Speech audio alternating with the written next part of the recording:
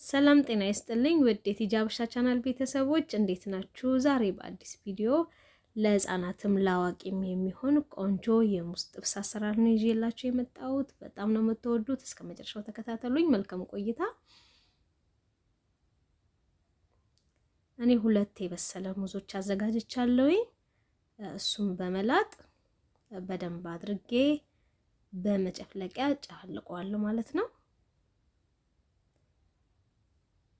በደንብ ድቅቅ ላም እንዲልልን የበሰለ ሙዝ ብንጠቀም ቆንጆ ነው። መጠኑን እንግዲህ እንደፈለግን መጠቀም እንችላለን።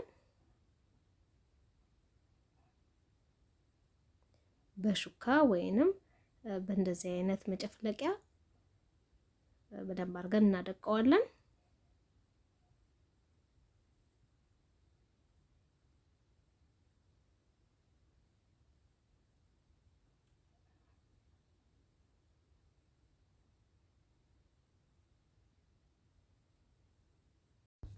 ሙዝን እንደዚህ በብስኩት መልክ ሰርተን ብንመገበው በጣም ነው የሚጣፍጠው። ልዩ የሆነ ጣዕም ነው ያለው። ተወዱታላችሁ እና ሁላችሁም ሰርታችሁ ብትሞክሩት ደስ ይለኛል።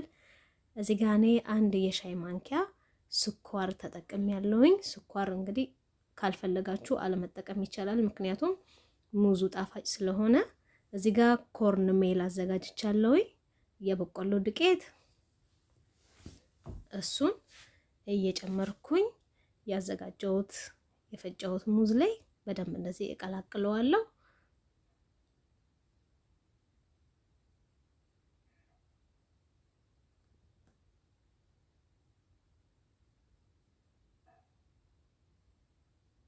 እንዳይጓጉልብኝ እንደዚህ ያማሰልኩኝ ጨፍለቅ ጨፍለቅ አደርገዋለሁ። በመሃል የጓጎለ ዱቄት ካለው ይበተንልኛል።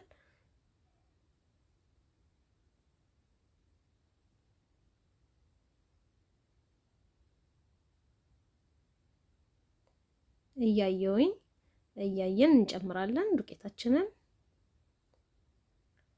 እኔ እዚህ ጋር ለሁለት ሙዝ የተጠቀምኩትኝ 1 ኩባያ የበቆሎ ዱቄት ነው።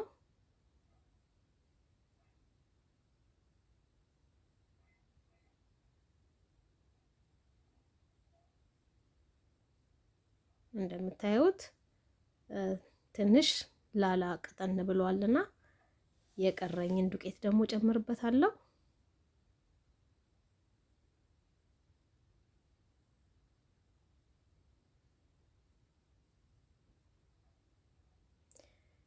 ከዛን የቀረፋ ዱቄት ጨምርበታለሁ።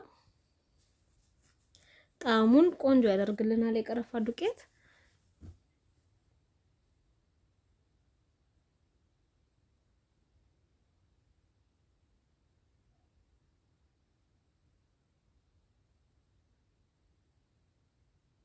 በጣም ቀላል ስራ ነው። ምንም የሚከብድ ነገር የለውም።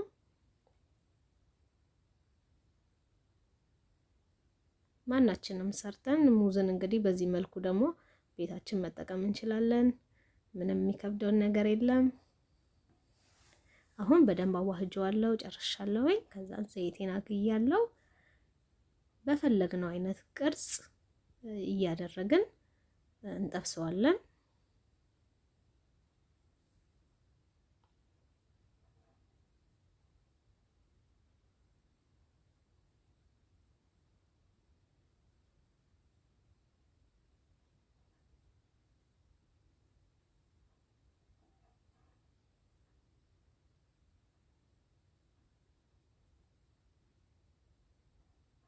እሳታችንን መካከለኛ ነው የምናደርገው፣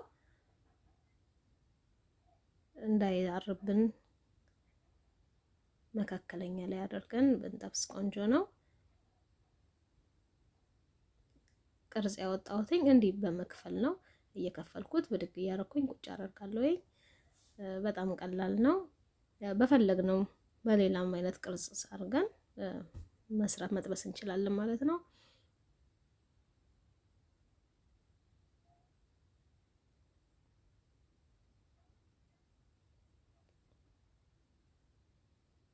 በአንድ ጎን ብቻ እንዳያርብኝ እያገላበጥኩኝ ጠብሰዋለሁ።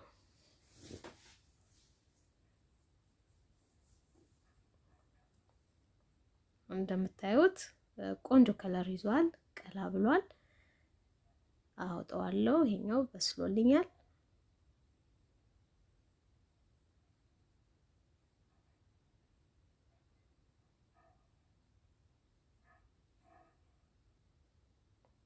ከዛም በተመሳሳይ ሌላውንም የቀረውን እንደዚህ ጠብሰዋለሁ።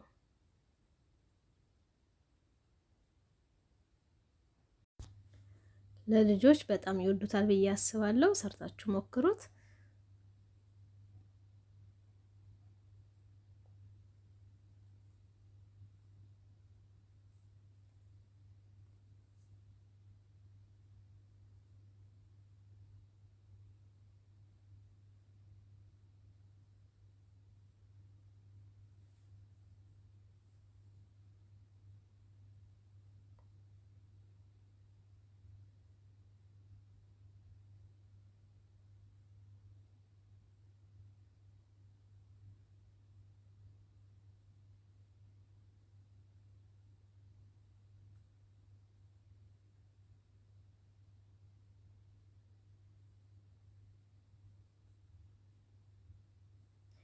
ከለሩ እንደዚህ ቀላ ሲልልን ገልበጥ ገልበጥ እናደርገዋለን። ያው ከዚህ በላይ እንዳይጠቁርብን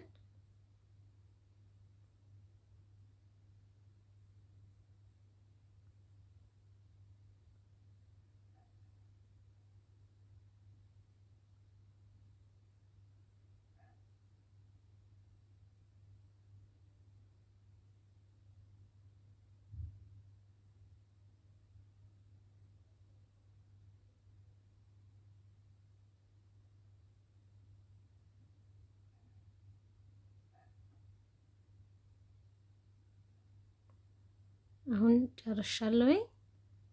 ይሄን ይመስላል። ውስጡም እንደምታዩት ይሄን ይመስላል። በጣም ቆንጆ፣ ሽታው ራሱ በጣም ደስ ይላል። ጣዕሙም በጣም ነው ደስ የሚለው። እናንተም እንድሰርታችሁ ሞክሩት፣ ተወዱታላችሁ። የዛሬ ቪዲዮ እንግዲህ ይሄን ይመስላል። ከወደዳችሁት ላይክ አድርጉ። ያላችሁን ማስተያየት ኮሜንት ላይ አስቀምጡልኝ። ለጓደኞቻችሁም ሼር ማድረግ አትርሱ።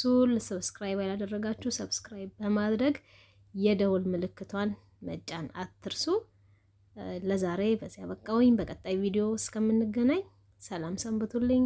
ባይ ባይ።